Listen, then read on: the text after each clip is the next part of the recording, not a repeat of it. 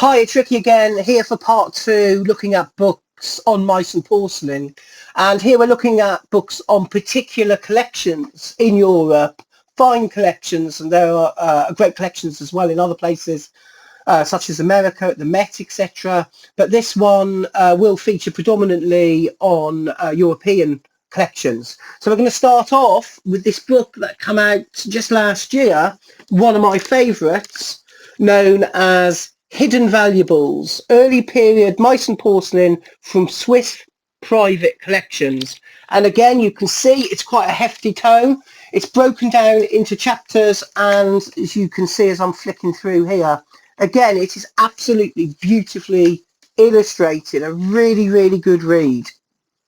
And a fine cover as well, with a couple of oriental characters making tea or something similar stood on a pedestal. Superb. The second book is possibly my favourite book on Meissen porcelain. It's of a particular collection which unfortunately no longer exists.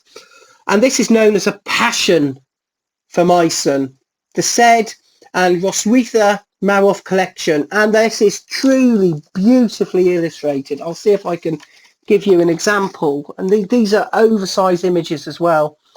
We can see some beautiful, beautiful examples of this book. It's no longer in print, but you should be able to get it on Amazon or something similar to that, ABE Books. The next one is difficult to get hold of and is expensive, but it's a fantastic book again, as we can see here. And within it, you've got black and white colour illustrations as well, highlighting the different types, Kakemon, different colour grounds. There's a lot of Augustus Rex examples in this book, and of course they were the ones that were produced specifically for the Japanese palace. This is a beautiful book, and I hope to get here one day as well to see their collection.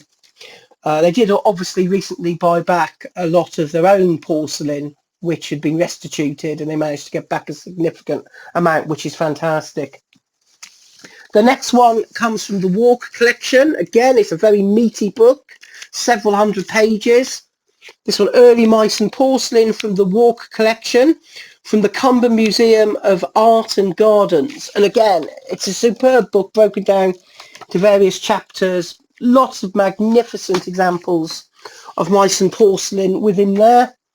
And then I want to finish off with this book, which is the Arnold collection of Meissen porcelain 1710 to 1750, and a superb example on the front of black and white. Meissen derived obviously from Oriental examples, which of course Augustus the Strong adored, or he adored it enough until Meissen started producing his own porcelain, and then he regarded that as superior to actually the earlier examples that he bought from Japan and China. And again, this is highly decorated with some superb examples.